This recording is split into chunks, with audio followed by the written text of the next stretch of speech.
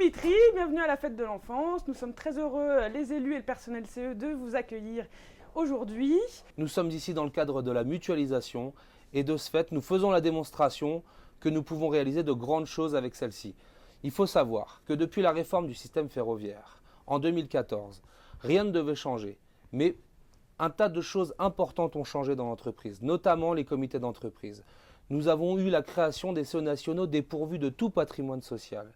Il a donc fallu depuis 1 an et demi construire un système qui permette à tous les cheminots de bénéficier des restaurants d'entreprise, des centres de loisirs, des salles de sport et des sorties. Pour ce faire, un accord d'entreprise a été négocié et nous permet aujourd'hui de mutualiser nos dotations avec les CE Mobilité afin de, ensemble, permettre aux cheminots de bénéficier de tout. Bon, évidemment, cette mutualisation n'a pas remporté que des succès et encore beaucoup de combats sont à venir puisque, vous le savez, certains comités d'entreprise ont choisi de ne pas mutualiser et donc sont les grands absents du jour. Nous le déplorons puisque nous trouvons que effectivement, ça nous fait mal au cœur de voir que certains cheminots ne peuvent pas être présents dans les arbres de Noël ou dans des initiatives comme celle-ci, puisque certains CE refusent de faire vivre les activités sociales de manière collective et que ce soit les mêmes pour tous les cheminots. Vous le savez, les pics de tête, les camarades de réseau siège, de IEP, de Gare et Connexion, pour l'instant refusent de mutualiser les activités sociales et ça génère quand même d'énormes problématiques sur le financement des CE, de nos structures et met en danger le patrimoine des cheminots. Donc nous espérons que la raison leur reviendra et que dans les mois, les semaines ou les années à venir, ils retrouveront le chemin de la mutualisation et tout ça au bénéfice du plus petit comme du plus grand, c'est-à-dire que dans nos comités d'entreprise peuvent bénéficier les enfants, les actifs, mais aussi les retraités et ça c'est quelque chose auquel nous sommes attachés.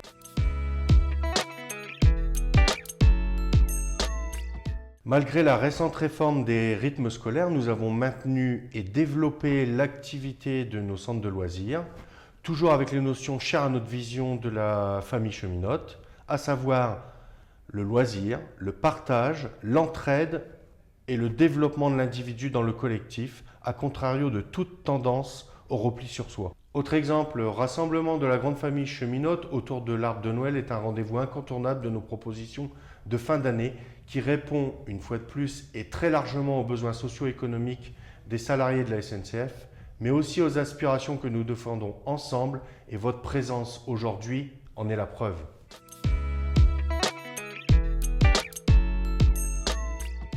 J'aborderai avec vous le pourquoi aujourd'hui nous sommes tenus à une modification des conditions d'accès dans toutes nos activités sociales et culturelles de proximité. Pour vous illustrer le propos, je dirais, le CER touche une subvention et cette subvention ne peut être attribuée qu'à un cheminot rattaché par les listings fournis par l'entreprise à ce CER.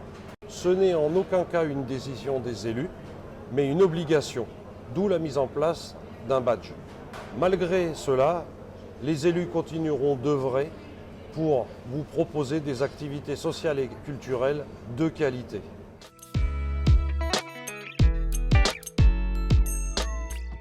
C'est avec une grande fierté, un grand honneur que j'ai la chance d'être la secrétaire d'une telle institution qui réunit l'ensemble des cheminots. Que vous soyez à l'Épic de Tête, à SNCF Réseau ou à SNCF Mobilité, la mutualisation dans le cadre du comité central vous permet à tous d'être accueillis en toute égalité, quel que soit votre épique d'origine, quel que soit votre grade, quelle que soit votre fonction, votre métier dans l'entreprise.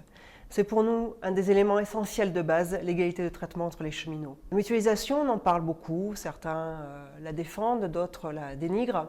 Ce que nous savons, c'est que la mutualisation, elle met en commun les moyens et qu'elle vous permet à tous d'accéder aux activités sociales, quelles que soient vos origines.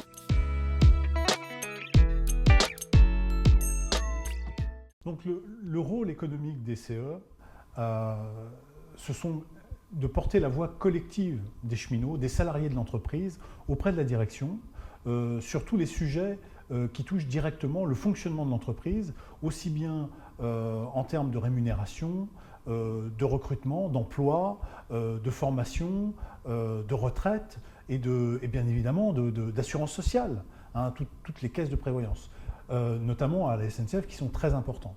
Donc ce rôle économique, il s'exprime comment? Eh bien, on porte la voix collective des cheminots à travers des séances qui ont lieu une fois par mois, des séances plénières, où se rencontrent les représentants des salariés et les représentants de l'entreprise, pour échanger sur des sujets complètement divers. Et donc, de ce fait, ça permet une chose extrêmement importante, c'est d'avoir l'information sur la gestion de l'entreprise. Donc ce rôle économique, il est plus qu'important.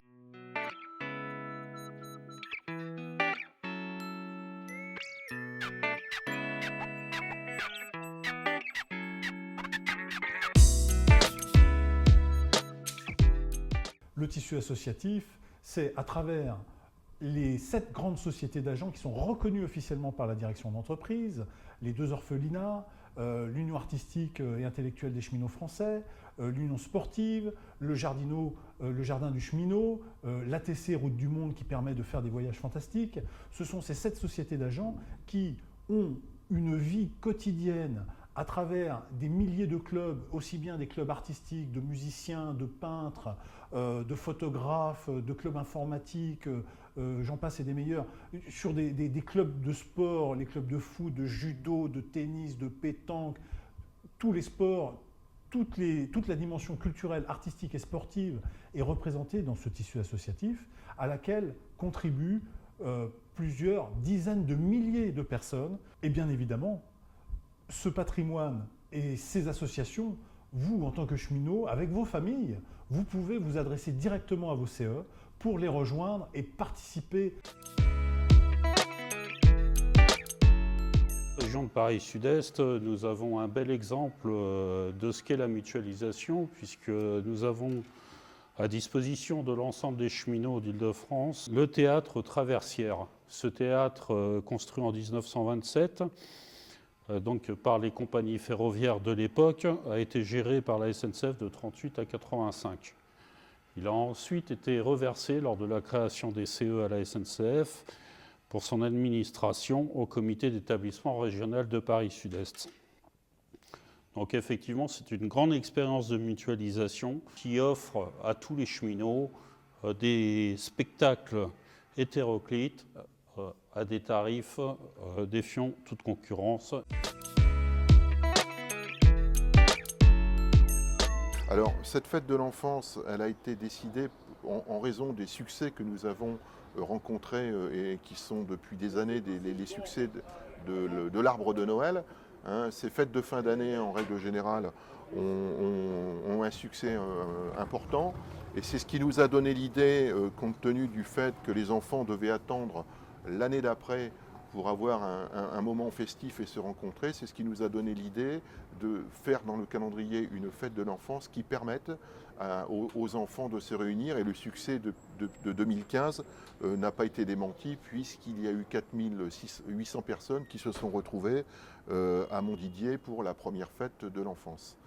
Donc c'était surtout la volonté d'aller dans le sens d'une fête mutualisée qui permette aux enfants et à leurs parents de se retrouver et d'avoir un rassemblement des cheminots de l'ensemble de la région parisienne. On est heureux d'accueillir pour la 2e année consécutive à Mitry-Mory la fête du CE des cheminots. Heureux de les accueillir à plusieurs titres parce que nous entretenons avec les cheminots à Mitry-Mory une histoire commune, une histoire déjà avec le chemin de fer, le travail du chemin de fer, la ligne B du RER qui est une infrastructure très importante dans notre ville, et bien sûr avec les cheminots eux-mêmes et la cité cheminote. Nous sommes une ville où la culture, le loisir et le sport prend une place tout à fait particulière, bien sûr pour les enfants, mais aussi pour les familles.